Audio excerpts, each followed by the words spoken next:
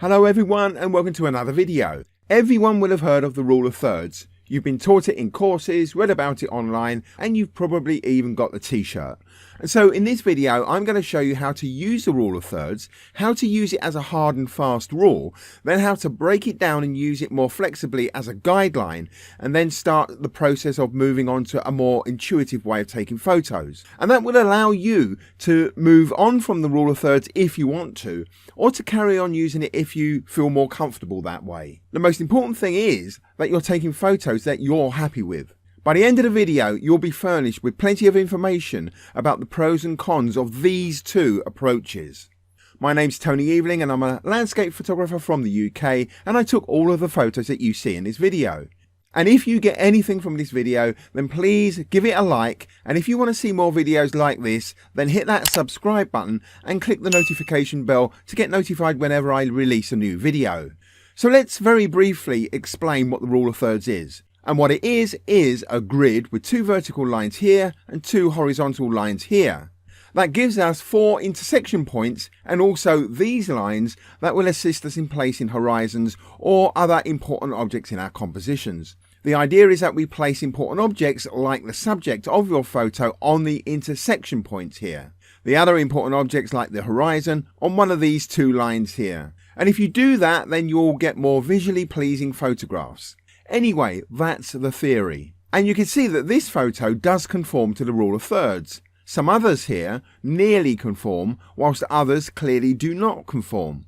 And yet they are all perfectly correct in terms of their composition. So what's going on? Well, none of these compositions were actually taken using the rule of thirds. I can vouch for that because I took all of these photos and they were all taken purely instinctively. But there are two important aspects of photography composition, speaking generally, and those two important aspects are symmetry and asymmetry.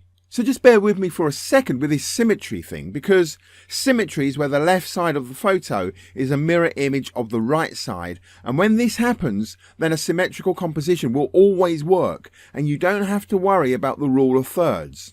But this is not about symmetry, this is about asymmetry, and that's where the rule of thirds comes in. Asymmetry is where you have a non-symmetrical background or a non-symmetrical subject or both. So let's keep things nice and simple and look at this example with a woman on the beach playing around with her pet dog. So we have a symmetrical background which keeps things nice and simple, and we have a very clearly defined dog jumping up at the dog's owner. And that has created a nicely defined shape that allows us to see exactly what's happening. And because the woman is looking in this direction, I decided to place her looking into the photo. And as the photo does work visually, this was the right thing to do. The subject here is asymmetrical in shape, and that's why I placed her and the dog off center.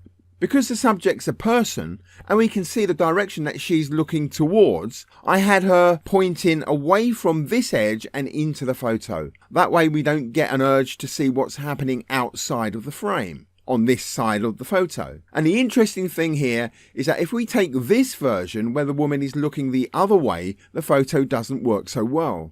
And then we've got this version here where the woman and the dog have kind of merged into each other a little, and that doesn't work either. The woman and the dog need to be as well defined and as instantly recognizable as possible. And that goes for any object in any photo and any subject in any photo. Now let's look at this example. Again, a similar composition, and again the rule of thirds is in action. And we have asymmetry with the woman on the bike. So I've placed her on the left side of the image, cycling into the space to the right. The second version doesn't work so well visually because the woman is cycling out of the image and it jars with the viewer. I now have all of this negative space that serves no purpose, as all of the interest is now squashed into this side of the photo. And that jars with the viewer. But the best position, I feel, is this off-center position that roughly follows the rule of thirds. Everything behind the cyclist becomes unwanted negative space, but because it follows the rule of thirds, we've kept that negative space to a minimum, and as such it no longer jars with the viewer and actually helps to push the eye into the photo. So now let's get a bit more advanced and look at this image. In fact, I'm going to place all of these images on the screen at the same time. So again, a very simple composition, but maybe a more complicated outcome, which I'll explain. And I say that because my favourite image out of all these is this image here, which on the surface doesn't use symmetry or asymmetry. But I just like this photo the most out of all of these. And then I like this one second best. And it's these two photos that I would consider to be my keepers, the ones that I would actually publish. But these two are the ones that use the rule of thirds. And the rule of thirds has worked well with these. These images don't jar in any way with me, and they are pleasing to the eye. But my instinct and my intuitive moment, that moment of inspiration, was initially triggered by the sky, not the ground, and then it was also triggered by the sun in the sky, and again, nothing to do with the ground. So I only needed enough of the ground to use as a visual stepping stone into the image and onto the sun, and then the eye can take in all of that sky. And that for me is a more eye-catching and more creative photo.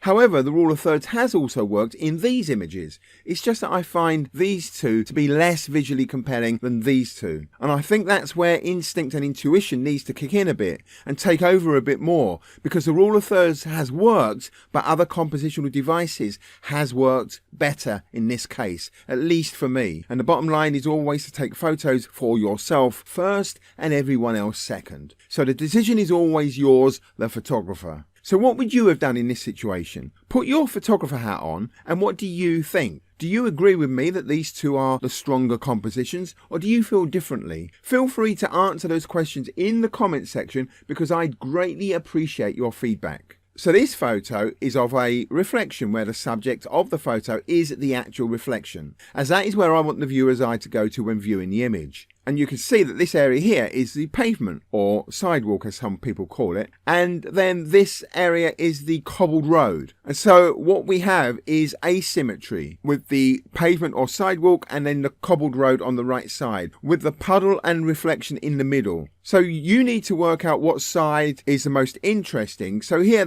for me, that would be between the pavement or the cobbled road. And for me, the cobbled road wins. So in that case, place more of that cobbled road in the frame. And where the join between those two areas is, that is where you place the vertical line from the rule of thirds. And so thanks to that natural asymmetry, the rule of thirds works here. So what you need to be conscious of is the existence of asymmetry, as asymmetry will make it much more likely that the rule of thirds will work. That's what you're looking for in either the background or the subject or both. Here we have an underpass. The lady standing here is what caught my attention against the graffitied wall, and those two elements created asymmetry. So I was able to place the edge here against the line here on the grid and place the subject symmetrically into the space on the right. So here a mixture of the rule of thirds and some creative thinking away from the rule of thirds with that symmetry thing here, and I got something quite visually appealing. In this image you can see the rule of thirds at work, and if I show you this image you can see a wider version of the scene, and what I saw was this sweep of rooftops on the right side of that church, and in the wider version you can see that the same wasn't replicated on the left side. So I used the rule of thirds, or at least I off-centered the church to remove the left side and include the right side with that sweeping rooftops,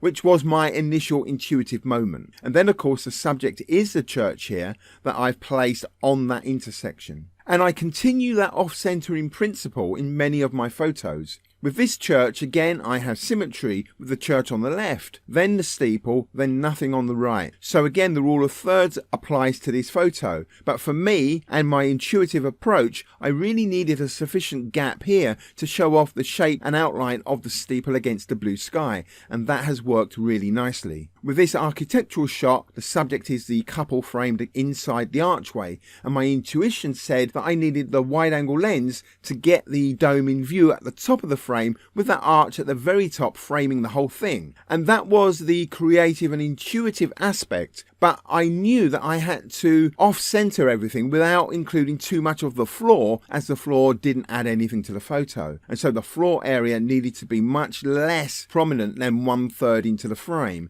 as it just acts as a stepping stone for the eye to move into the image and onto the couple. So this is really the rule of thirds as a very rough guide, and then using my creativity via my intuitive moment to create something more unique and more original, if that's the right way of putting it. And then just one last thing here. Here's a photo that shouldn't work but does. I'm on a flyover here and I love the cloud cover and those rooftops just across from the road, and then the cars right at the bottom of the frame were whizzing past. This car is an old classic car. It's leaving the frame right on the edge of the frame, and so it shouldn't really work, but it does. And this is purely a creative composition, driven by intuition, that moment of inspiration. And then a bit of luck, because I would never have chosen to have that car so close to the edge of the frame. It's just that I wasn't quick enough on the shutter to get it in a more central position. So the rule of thirds doesn't work here, but the photo itself does work. And these things are all about practice and experience, and also making lots of mistakes. But for the beginner, just remember, wherever you have asymmetry, and I'm sorry to go on, but where you have asymmetry, the rule of thirds will be a good starting point for your eventual composition. Over time, allow your natural creativity to bend those rules a little. Maybe in your imagination, just increase the size of those intersections, therefore giving yourself a bit more flexibility in placing those off-center objects, and sometimes to quite a degree. So why does the rule of thirds work?